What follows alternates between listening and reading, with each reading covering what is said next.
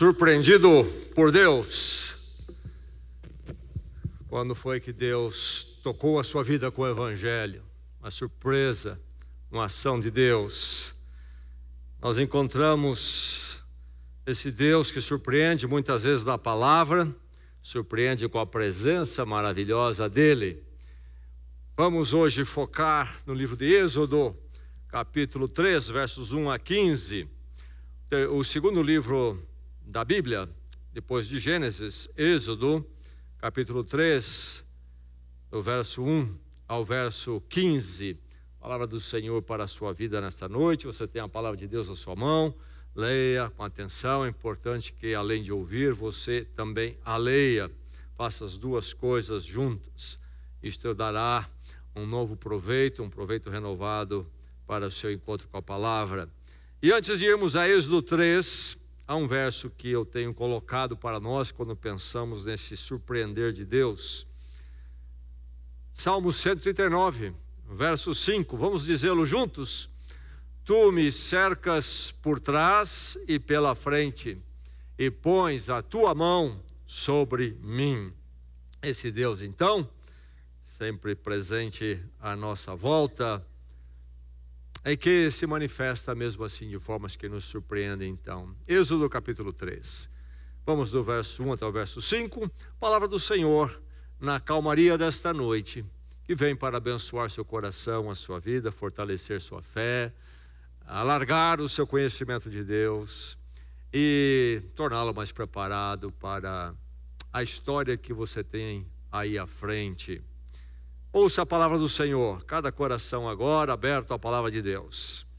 Diz assim a narrativa: Moisés pastoreava o rebanho do seu sogro Jetro, que era sacerdote de Midian. Um dia levou o rebanho para o outro lado do deserto e chegou a Horebe, o monte de Deus.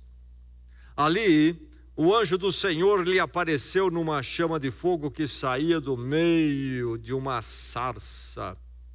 Moisés viu que, embora a sarça estivesse em chamas, não era consumida pelo fogo. Que impressionante, pensou. Por que a sarça não se queima? Vou ver isso de perto. O Senhor viu que ele se aproximava para observar, e então, do meio da sarça, Deus chamou: Moisés, Moisés. Eis-me aqui, respondeu ele. Então disse Deus: não se aproxime, tire as sandálias dos pés, pois o lugar em que você está é terra santa. Disse ainda: eu sou o Deus de seu pai, o Deus de Abraão, o Deus de Isaque, o Deus de Jacó. Então Moisés cobriu o rosto, pois teve medo de olhar para Deus.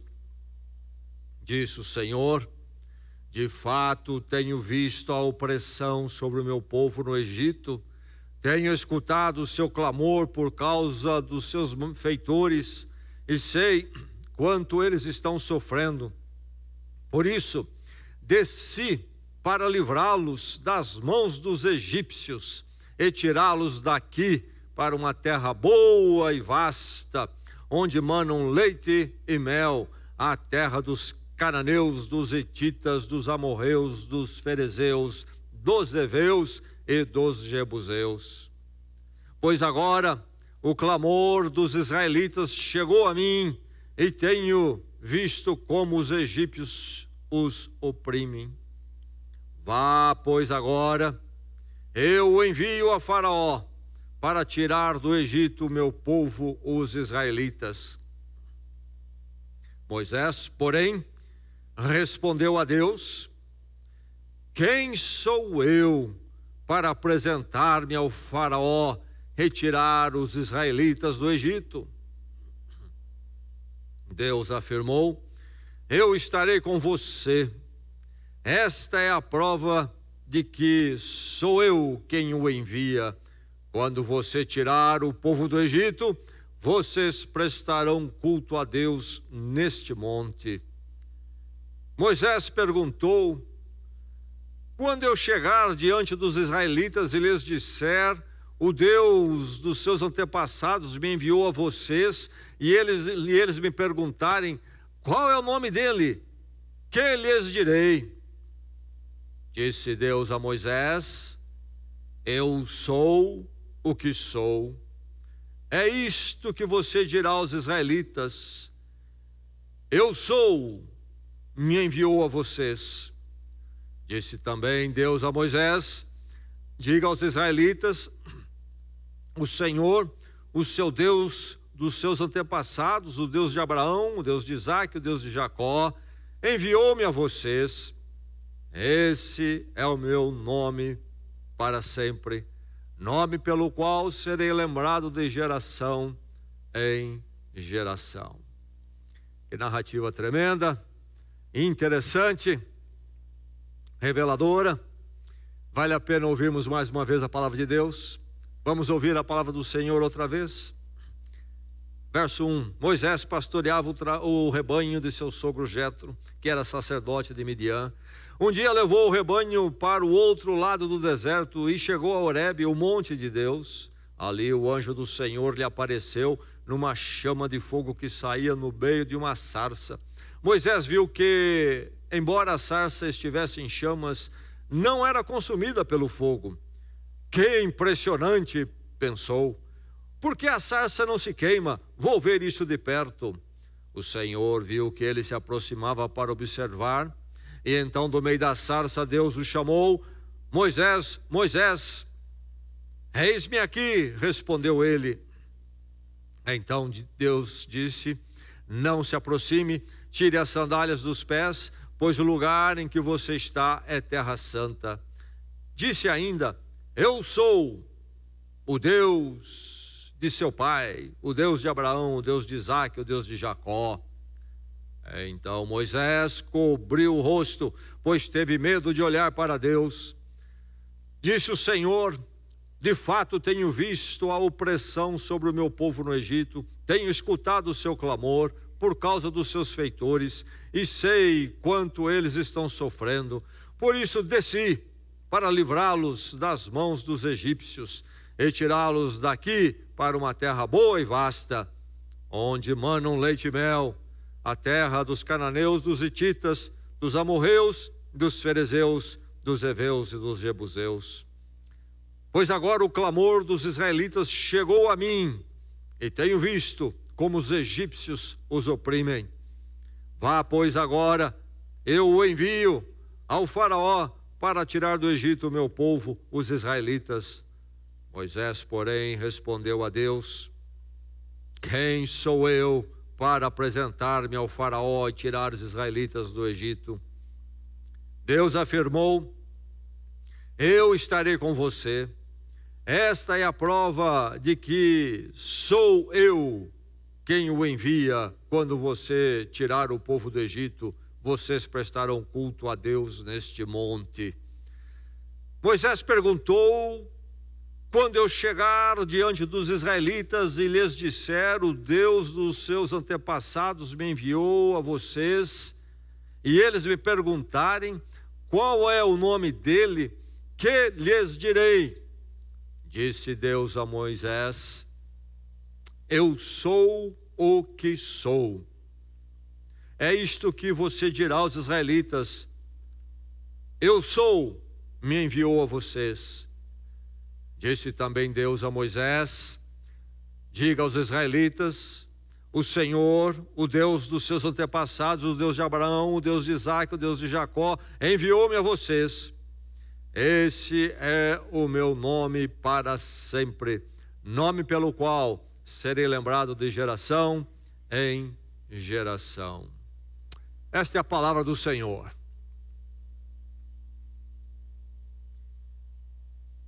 Você não usaria uma sarça, usaria? Se você fosse Deus, imaginando, refletindo, a partir do ponto em que você é e não é Deus, certamente você não usaria uma sarça. Tenho quase certeza disto. E você até deve estar perguntando por que uma sarça, porque Deus usou uma sarça. Uma vez, passeando na capital dos Estados Unidos, andando em frente da Casa Branca ali, ó, do jardim da Casa Branca, na calçada lá, claro, do lado de fora, de repente fui surpreendido por uma comoção policial e o portão, então, por onde eu estava passando, se abriu e finalmente me dei conta.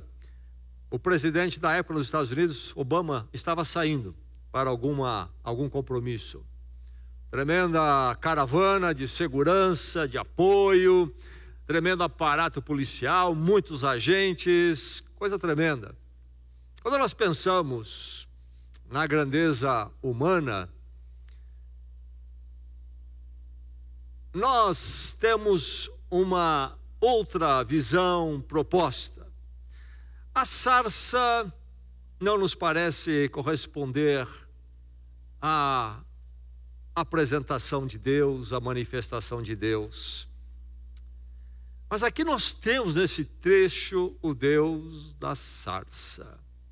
O Deus da sarça. Que Deus é esse? O que nos ensina, nos fala, esse Deus da sarça. O que é que eu e você aprendemos para a nossa caminhada, para moldar o nosso coração mais e mais àquilo que Deus quer, as verdades dele?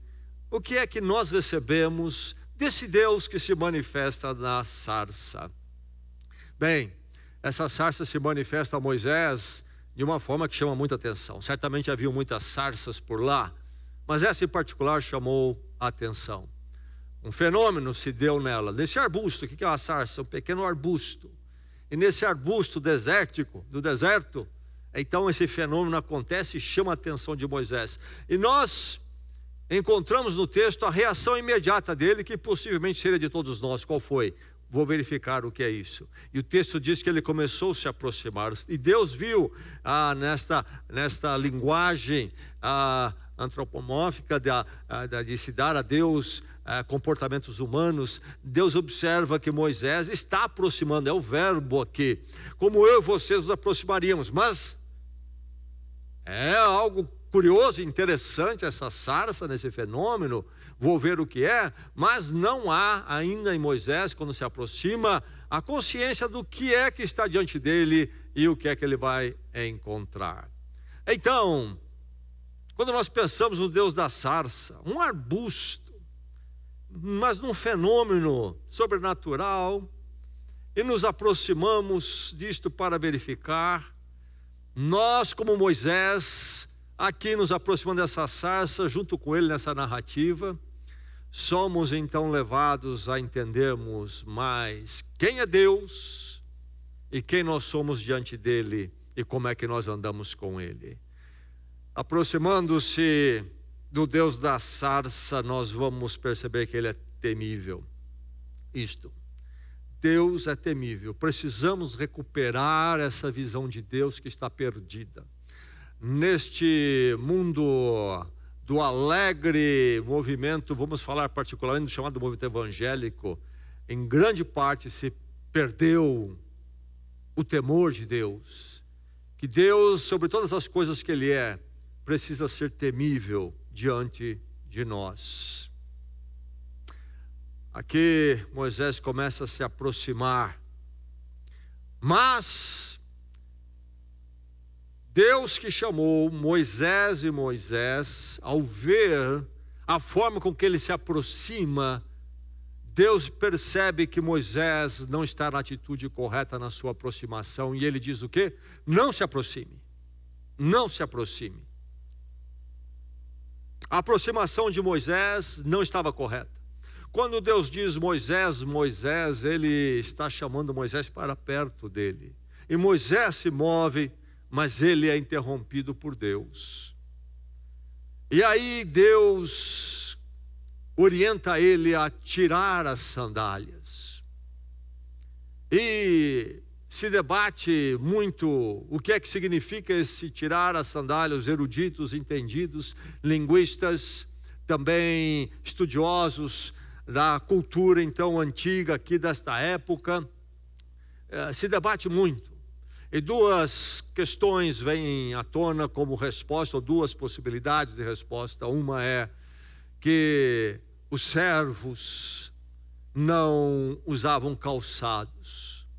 E a sandália, que era o calçado comum daqueles dias, então não era algo comum àquele que era um servo. E que talvez seria este o impacto que Deus queria fazer ou causar em Moisés na aproximação dele.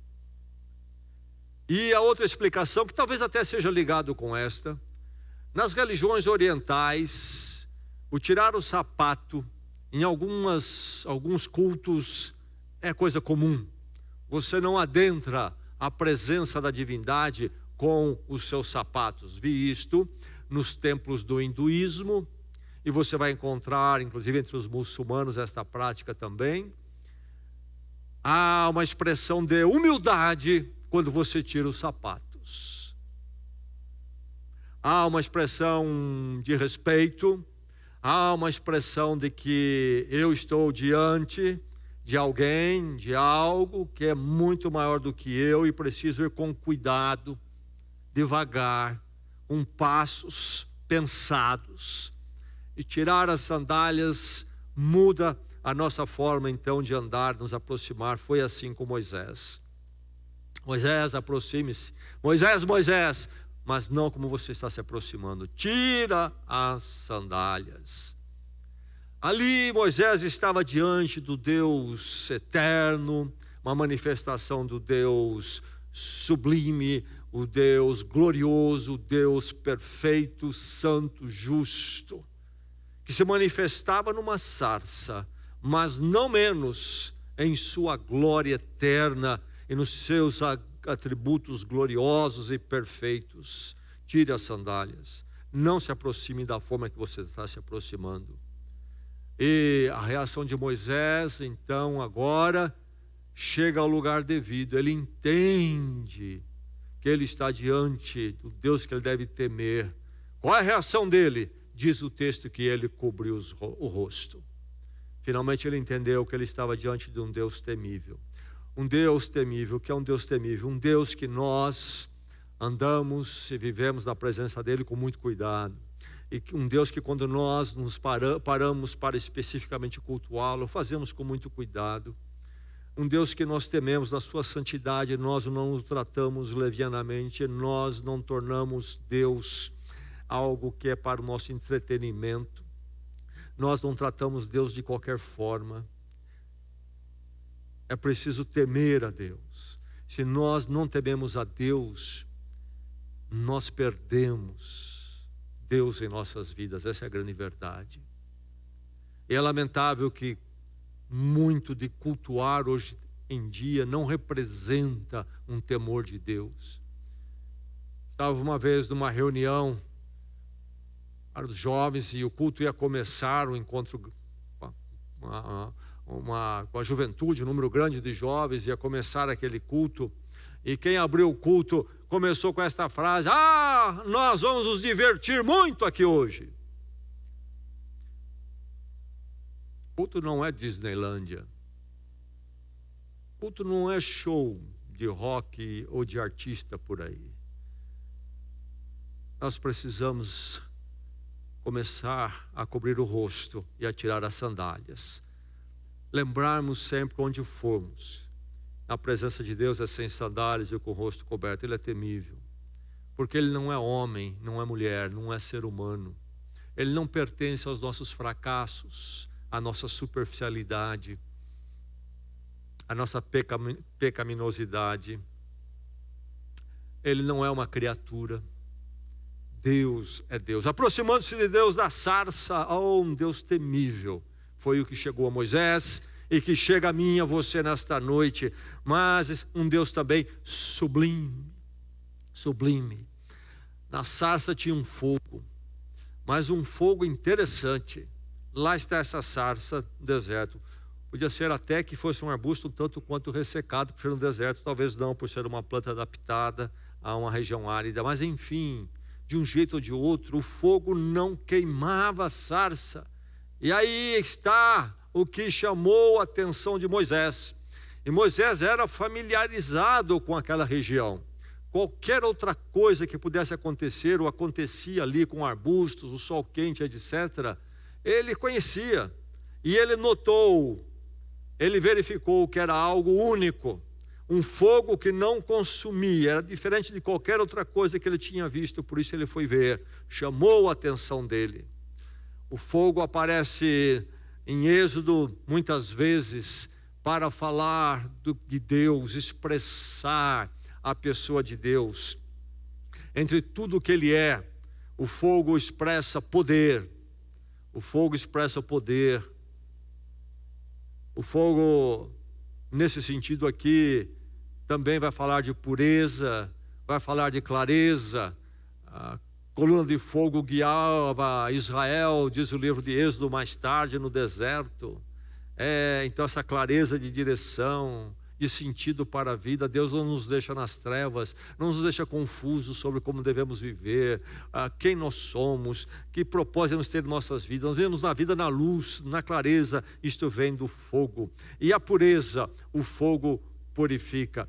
Note bem que o fogo pode ser destruidor. E como ele pode ser destruidor? Porque o fogo representa poder, e nós sabemos disto.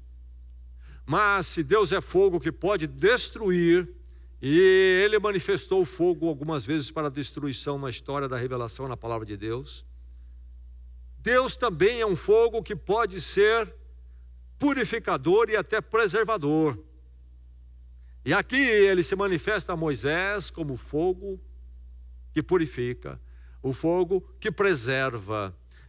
E mais, é um fogo inextinguível. Não é um fogo que passa, é um fogo que permanece ali, em chamas, ainda que não queima o arbusto. Ele não depende do arbusto para ficar vivo em suas chamas.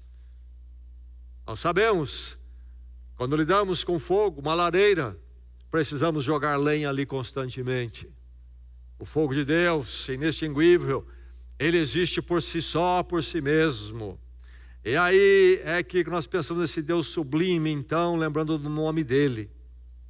Qual é o nome de Deus aqui? É o Deus Yahvé. Esse Deus que aparece então no livro de Êxodo, conhecido do povo de Israel. Há alguns nomes aplicados a Deus. Nós conhecemos alguns. El Shaddai, por exemplo, Deus poderoso. El, sempre Deus, e aí então um adjetivo dando algo mais, expressando um aspecto de Deus. Mas o nome de Deus para o pacto, aliança, o Deus pactual, isto é então o nome de Deus para o seu povo, com quem ele pactuou e pactua, no caso nós em Jesus Cristo, pactuados através da cruz com Deus, pacto da graça. O nome para o povo de Deus é Yahvé. Deus é o Deus Yahvé. E aí então os eruditos, linguistas falam muito sobre isto. E nós não vamos de forma nenhuma caminhar pela longa discussão linguística de tudo isto, do hebraico. Mas o suficiente para nós é notarmos que quando Deus diz qual é o nome dele, uma vez perguntado, ele responde com uma expressão: sou o que sou. E o nome Yahvé é um resumo dessa expressão. Tem a ver com o verbo ser. Yahvé, às vezes se translitera, alguns usam Javé, em vez de um I, um J. E há ainda aqueles que falam em Jeová. Jeová é a transliteração mais incorreta, indevida, foi algo que vem através do latim, há uma questão aí da língua hebraica. A língua hebraica, na sua forma original, não tem vogais, você lê só com consoantes. Mas, quando ela corria o risco de se tornar uma língua morta, há alguns gramáticos, líderes judaicos, então, para que não fosse perdida a palavra de Deus e a leitura, criaram algumas vogais, uns símbolos de vocálicos para colocar junto às consoantes. E aí então, por causa disto, e a prática que se teve de misturar o nome Yahvé com as vogais de Adonai, que é Senhor, para que então, quando se estivesse lendo o texto bíblico, ao chegar o nome de Deus Yahvé, o judeu não falasse o nome de Deus, mas vendo as vogais que é de Adonai, dissesse Senhor, para não tomar o nome de Deus em vão. Então essa mistura toda linguística aí vai dar depois outra transliteração através do latim. Jeová não é a melhor transliteração de forma pura, é Yahvé, é Yahvé. E tem tudo a ver com isto, sou o que sou. E aí, numa palavra apenas, o que é que Deus está dizendo sobre ele aqui, sobre a sua sublimidade? Falamos do fogo inextinguível, que não depende do arbusto para queimar e para ficar vivo. Deus está dizendo que ele sempre é. Não é que Deus está dizendo que ele era, ele é, ele sempre será. Deus está dizendo que ele sempre é. Ponto final. Deus sempre é. Deus é aquilo que é o ser na sua essência. Deus realmente é. Eu e você não realmente somos. Nós somos aquilo que é chamado de contingente e não necessários. Você poderia não existir, sabia disso? E nós estaríamos reunidos e felizes aqui nesta noite. Se você não existisse. Talvez metade de nós aqui poderia não existir. E não iríamos perguntar sobre vocês. Eu poderia não existir. Sou contingente. Deus é aquilo que se chama de necessário. Ele é o ser que precisa existir e sempre existiu. E sempre existe. É da existência dele que a minha depende. Ele é necessário, eu sou contingente. Ele é quem é. Ele não é criado. Deus não é criatura. Deus é a essência em si. Sou o que sou. Mas aí, quando nós vamos entendendo o texto, e mais a Bíblia toda, aqui há a verdade do ser de Deus. Ele é um ser na essência da palavra. Mas este ser aqui se manifesta então porque é um ser como presença e não como ausência. Aquele que é então presente, porque ele existe. O ausente é aquele que não é. E aquele que é de forma contingente e pequena pode estar ausente em muitos momentos, mas Deus, sendo a essência do ser, ele é presente. E é isto que é importante no texto. No drama da história humana, esse Deus está sempre presente e na sua ação redentora, chamando o ser humano de volta a ele. E aqui é uma dessas atuações de Deus na história da salvação. O Deus presente. Lá no meio do deserto, o povo no Egito sofrendo, o povo de Deus sofrendo na mão do povo egípcio. Onde está Deus? Deus está ausente? Não, Deus está presente, porque ele é ser, sempre é, não pode estar ausente. E mais, ele é agente. Este ser sendo Deus, e esse Deus sendo ser, não é uma presença neutra, indiferente, mas uma presença que age. E nós encontramos Deus fazendo isto aqui exatamente. Veja só esse Deus sublime, com este nome Yahvé, o nome do pacto, que nos pactua com esse Deus temível, mas com quem podemos andar. Aquele que sempre é o verdadeiro ser, do qual a minha existência depende. Mas presente então, porque é um ser, não um Deus distante e ausente, mas presente. E um Deus que age, um Deus agente. Por isso, quando Moisés se aproxima ao Deus da sarça, ele vai aprender ou rever pelo menos o conceito desse Deus que é revelador, e eu e você também nesta noite. O Deus agente é o Deus revelador. Aí está a manifestação de Deus. Por que Deus está se manifestando? Porque Ele gosta de dar shows de milagres, e alguns pensam que religião é isto. Coisas tolas, sobrenaturais, que se diz acontecer aqui e ali. Aparições, aí perguntam por aparição por quê? Por quê? Mas a Bíblia fala coisas mais profundas, para que essa aparição? Aqui está a manifestação de Deus. Deus se manifesta, e se manifesta como um Deus então presente, agente, com uma razão muito especial. Mas vamos notar com mais cuidado primeiro, preste bem atenção, aqui nós temos uma sarça, nós temos um fogo, e é dito aqui também que está aqui um anjo, e aqui quando a palavra anjo, no hebraico é literalmente a palavra mensageiro, então o anjo do Senhor é dito aqui. Note bem, essa palavra, ela tem um sentido não de uma criatura a mais de Deus aí, que não pertence a esse universo nosso, talvez aquele que pensamos com asas, etc. Não é isto, é a ideia de mensageiro no sentido de um representante, e aqui um representante específico, porque a expressão é anjo do Senhor. E nós temos aí então o próprio Deus falando com Moisés. Falando isto, falando aquilo, falando com ele o que ele espera de Moisés, falando com Moisés sobre ele tirar as sandálias. Quem é que fala com Moisés? A sarça? Não. O fogo? Não. É o anjo do Senhor? Sim, mas é Yahvé também.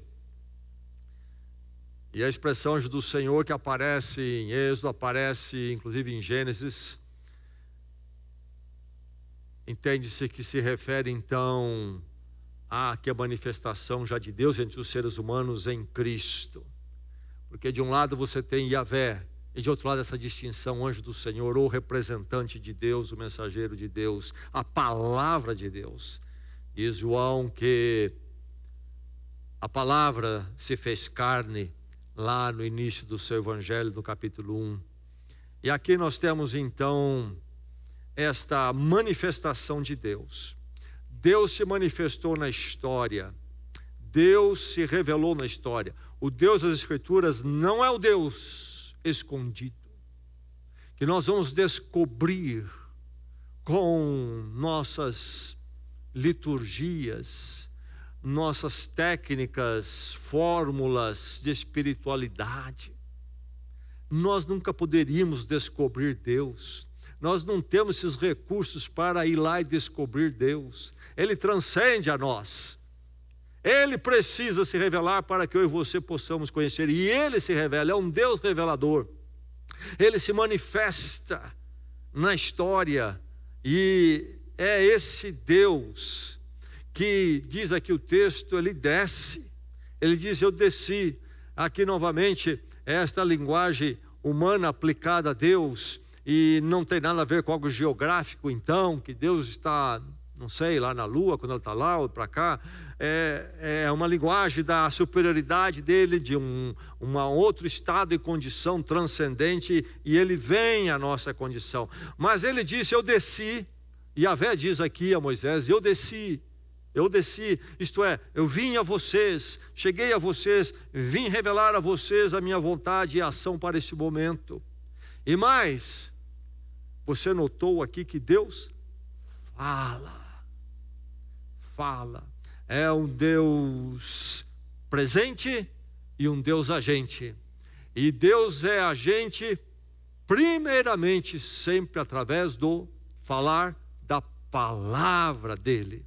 Por isso que Jesus Cristo, então, novamente é dito que Ele é a palavra de Deus. Diz lá João que no princípio a palavra estava com Deus e era Deus. Quando nós lemos a criação em Gênesis, no capítulo 1, a criação acontece através do falar de Deus. Haja luz, disse Deus, e houve luz. A palavra de Deus de poder, mas a palavra que revela Deus a nós, como Criador, como Redentor, e fala Deus então na história. Não se manifesta somente, mas fala. Falei que no templo hindu você vai ver as pessoas tirando os sapatos quando adentra lá. E os templos que eu visitei, em cima do templo você vê de longe, é um tipo de uma torre. E essa torre ela é construída, composta com estátuas de deuses, porque eles têm milhões de deuses. Um deus em cima do outro, em uma posição, em outra, em toda a volta, e forma essa torre alta. E numa torre como aquela, não sei quantos deuses eles conseguem colocar ali, mas mesmo assim é um número pequeno considerando todos os deuses que o hinduísmo tem. Mas com todos esses deuses, eu notei que eles adentram, eles tiram as sandálias, oferecem, por exemplo, uma das manifestações do Deus principal é a forma do macaco, eles oferecem alguma banana ali num tipo de um altar, e aí eles sentam. Sabe, é um Deus que não fala. Por isso que o culto do povo de Deus, começando com o Velho Testamento, entre o povo judeu e depois chegando à Igreja de Jesus Cristo, como hoje, é um culto onde nós sempre buscamos ouvir a palavra de Deus, porque é um Deus que tem falado. Ele não tem ficado calado e quieto. Ele não é só presente no sentido de estar com a sua presença ontológica como ser, mas como presença que expressa, que nos fala. E aí é que o salmista vai falar que a palavra então de Deus é luz para o caminho. Deus nos dá a direção para Ele, como viver com Ele, como vivermos no mundo, como caminharmos com a nossa vida, quem somos nós. Deus revelador, não um Deus que escondeu as coisas. Obviamente que a Bíblia, essa história da salvação, essa história de Deus falar de forma redentiva na história humana, não esgota a pessoa de Deus, porque não haveria como esgotar a pessoa de Deus. Nem mesmo a vida de Jesus seria possível narrar em 4 evangelhos. O evangelho de João termina dizendo isso. O evangelista João diz: seria impossível colocar tudo em livros sobre o que Jesus fez entre nós e foi. Mas então, como é que fica? Porque às vezes as pessoas perguntam: a Bíblia fala alguma coisa sobre isso? Não, não fala. O que Deus fala? Ele fala coisas para então nos distrair, entreter com coisas espetaculares, interessantes, explorar coisas e conceitos aí que para nossa diletância então enche a nossa mente. Não. Deus fala aquilo que eu e você precisamos para andar e viver com Ele hoje e para sempre. A Bíblia é limitada naquilo que ela contém, inclusive sobre Deus. Mas tudo aquilo que eu preciso para viver com Deus hoje e para sempre, não falta na Bíblia em nada. Deus tem falado. Tem falado tudo o que eu preciso. Há muita coisa que eu gostaria de saber, a Bíblia não fala também. É verdade. Porque eu não preciso isto para saber como andar com Deus agora e para sempre. Eu tenho perguntas sobre Deus que eu gostaria de saber, a Bíblia não me dá. Coisas inclusive que extrapolam o meu entendimento. Mas aquilo que eu preciso, Deus me dá na palavra. Ele falou, Ele fala a nós na sua palavra. É um Deus que fala, e aqui Ele fala com Moisés e fala conosco. Deus que fala. E algumas pessoas ficam preocupadas muito com aquilo que Deus não falou e não querem ouvir o que Ele falou. Não é verdade? Houve um escritor americano, você talvez tenha ouvido falar, famoso, Mark Twain, e ele tinha suas tiradas engraçadas, e uma vez ele disse: o que me incomoda na Bíblia não é o que eu não entendo, é o que eu entendo. É isso que mexe comigo. Deus então revelador, este ser que é presença, que é a gente que fala. Ah, o Deus da sarça. Aproximando Deus da sarça, Moisés então foi conhecer melhor esse Deus que se revela. Ele já conhecia pela história da sua linhagem como povo de Israel, e dos patriarcas, Abraão, Isaac, Jacó, o Deus que chamou Abraão. Ele já tinha esse conhecimento, mas aqui aprofunda. Um Deus que vem falar com ele. Um Deus que fala. Esse Deus que se revela, que não se esconde. Aproximando-se de Deus na sarça, se encontra esse Deus revelador. E revelador de que forma? Se encontra esse Deus misericordioso. A sarça não era consumida. Há um Deus fogo que preserva e purifica. Isso tem que ser a misericórdia de Deus. Moisés temeu o olhar, cobriu o rosto. Poderia ser consumido pelo fogo de Deus. Mas a sarça que não se consumia revelava que Deus vinha como Deus da misericórdia. Um fogo que vem para preservar, purificar e não consumir. Mas note que esse Deus tremendo, esse Deus que sempre é um Deus que fala, mas também ouve. Eu ouvi o clamor do povo, disse Deus. Ele ouviu no tempo dele. O povo clamou e clamou, mas Deus ouviu sempre, respondeu no tempo dele.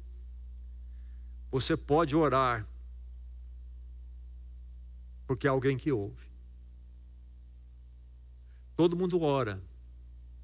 Todo mundo ora. Não há ateu que não ore.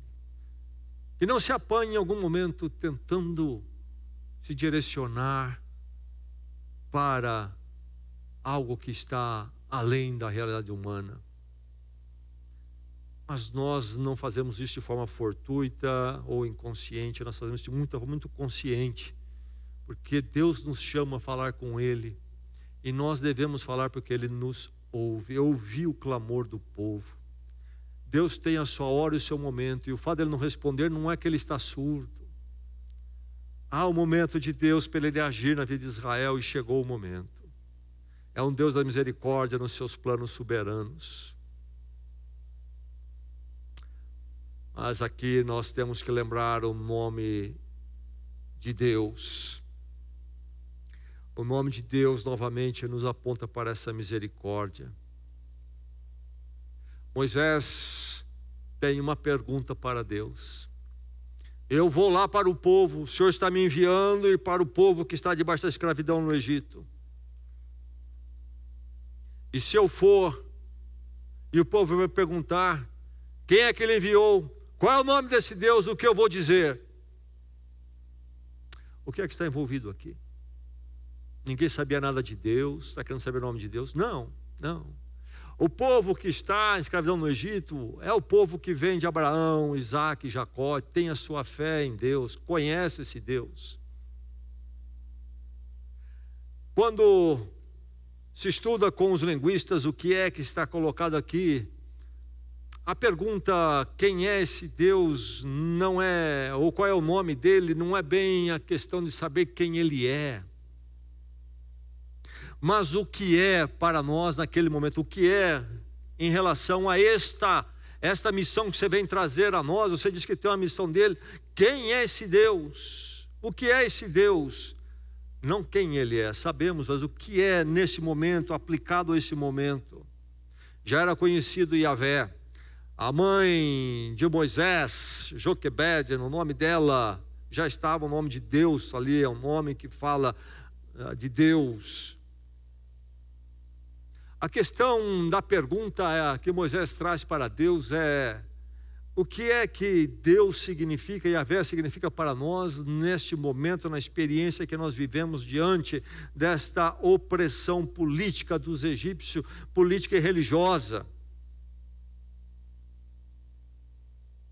E aí que Deus revela o seu nome, e como já vimos, é um nome de redenção.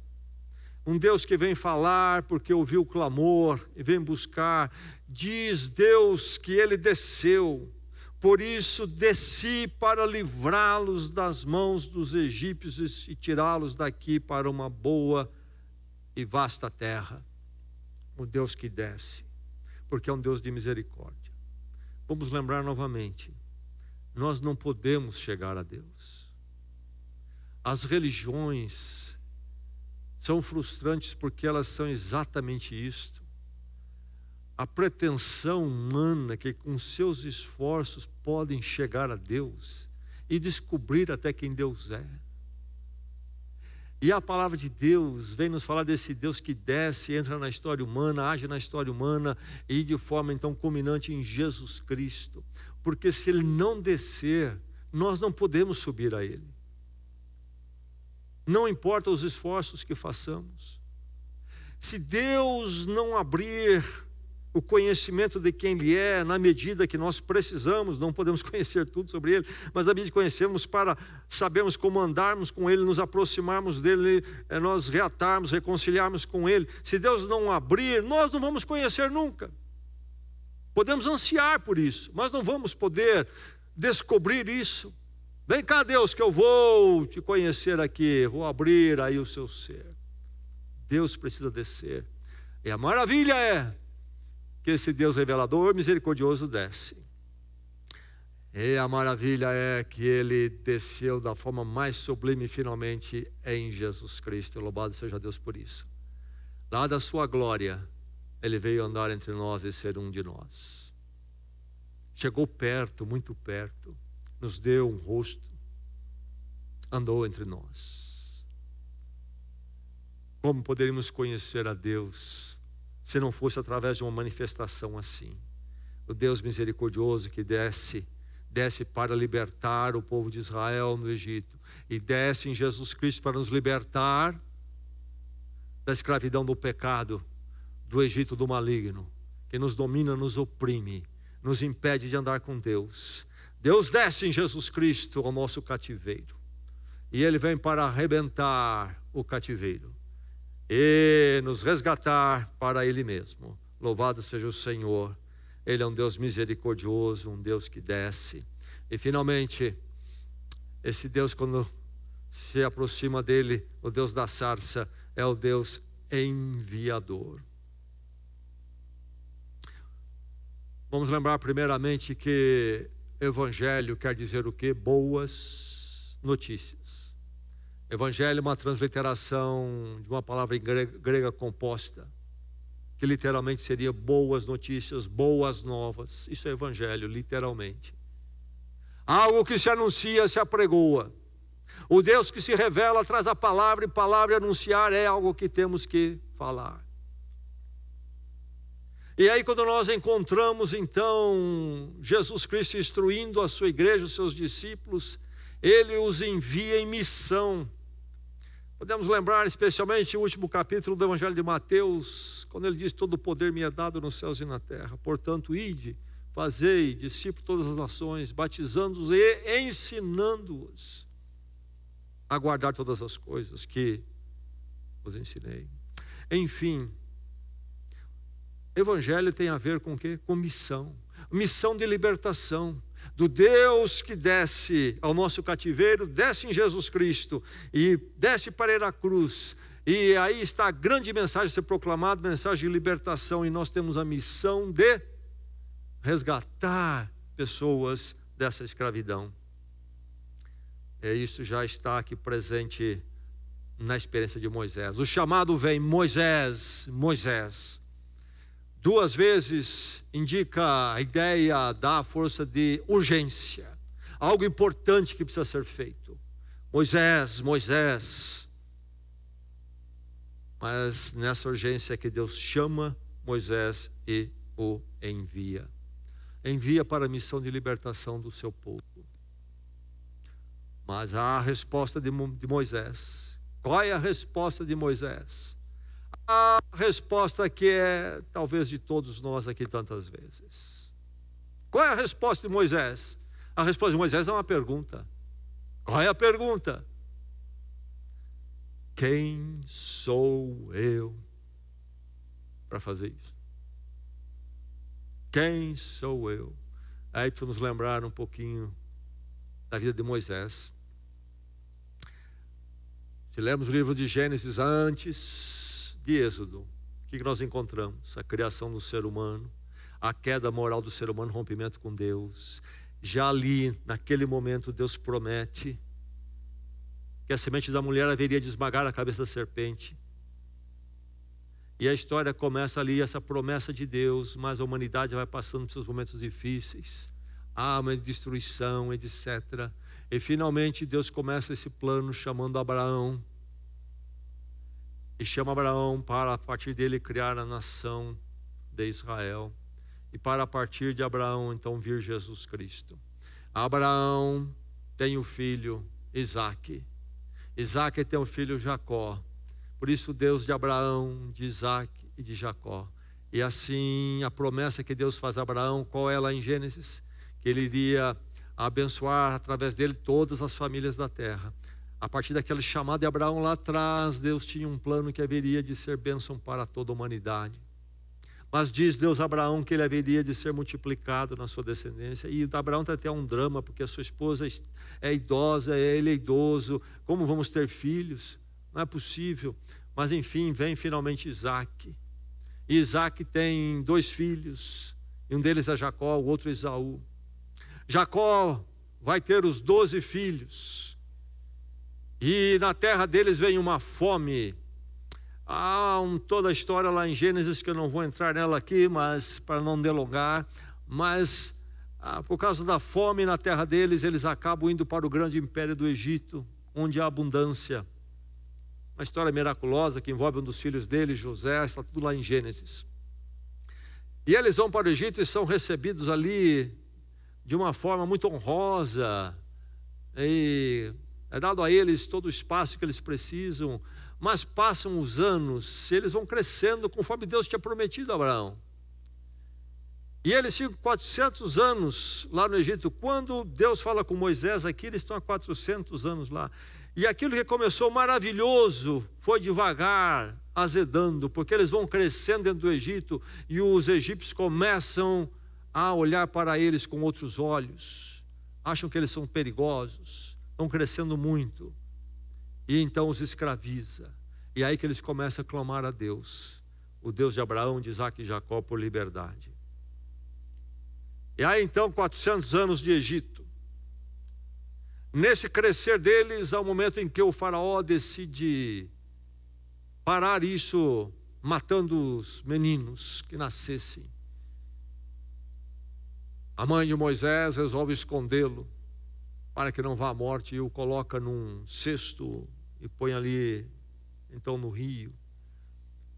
E ali por perto estão princesas, estão no palácio de Faraó, se banhando, e escutam o choro, e vão ver a Moisés, e elas acolhem Moisés, acham ele um bebê bonito. E a palavra Moisés quer dizer exatamente isso, tirado da água. E ele é criado no palácio de Faraó, ele é um dos hebreus, um dos israelitas. Mas criado no palácio. Tem uma educação nobre, foi adotado, acharam no rio, ninguém sabe quem é esse bebê, mas cresce aqui, é um dos nossos, é um filho. Moisés então certamente teve ali os melhores mestres, professores, etc. Mas Moisés sabe que ele é um hebreu. O palácio não sabe, mas Moisés sabe, porque quando ele é achado das águas, ele estava nas águas ali, a mãe colocou ele num cesto para esconder, para que não o encontrasse na sua casa, mas pediu que a sua irmã Miriam ficasse olhando, para que o cesto não fosse levado embora. E quando Miriam vê que as princesas encontram, a princesa aliás encontra Moisés, a irmã dele, então Miriam, intervém. Olha, eu conheço uma mulher que trabalha muito bem com babá, você não quer contratá-la? E a mãe de Moisés é contratada para cuidar dele lá no palácio. E ela então certamente diz para ele muitas vezes: não se esqueça quem você é. Você está aqui no palácio, mas não esqueça quem você é. Certamente falou a ele da sua fé, porque o nome dela é o nome que fala do Deus dos antepassados, Joquebede.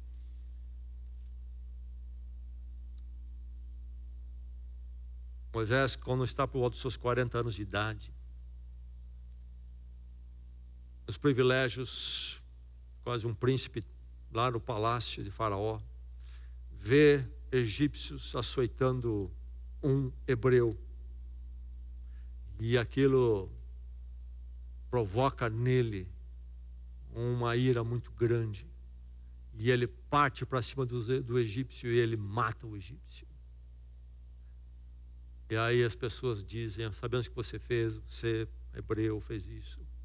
E ele percebe que se ele ficar ali, a vida dele corria grande risco. E ele foge, volta de 40 anos, deixa toda a vida de palácio, deixa a convivência com o povo de Hebreus e vai para essa terra de Midian, onde está o seu sogro Jetro. E ele acaba conhecendo então a sua esposa ali e o sogro Jetro. E ele fica com Jetro.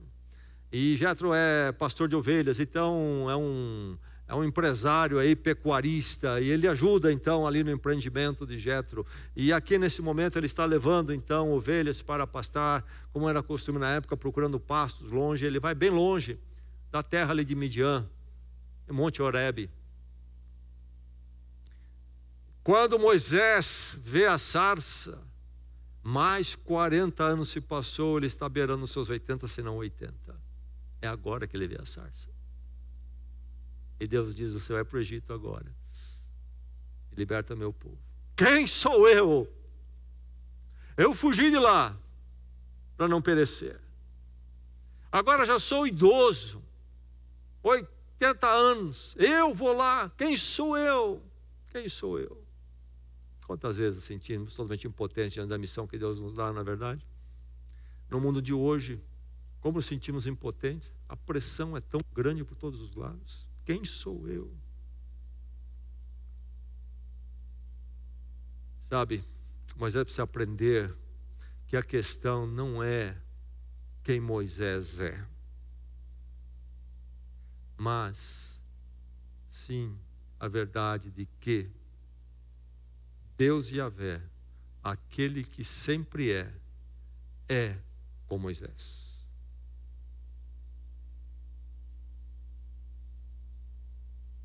Nunca se esqueça disso. Que não é uma questão de quem você é. Diante de todos os embates, diante de um mundo tão maligno, viver a sua vida cristã, fazer a diferença, ser um enviado na sua casa, com os filhos, com cônjuges, com amigos, onde for. Não é uma questão de quem você é. A questão é que Deus está com você. É isso que Deus diz a ele. Eu estarei com você. Moisés, é a resposta de Deus. Quem sou eu? Deus não diz: Moisés, você foi preparado no palácio, você conhece as línguas, você tem toda lá a arte de administração, você foi treinado nisso, Moisés. Não. Deus não responde a pergunta de Moisés. Deus ignora a pergunta de Moisés. Não é Moisés a questão, não é a importância, não é Moisés. O que Deus faz é dizer o quê? Eu estarei com você.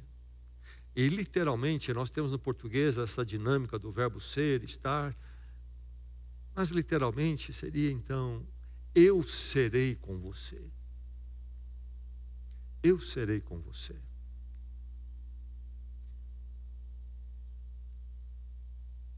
Quem sou eu? Tive 40 anos lá no bem bom, no palácio. Mas agora são 40 anos de pastor no deserto. Eu e ovelhas aqui.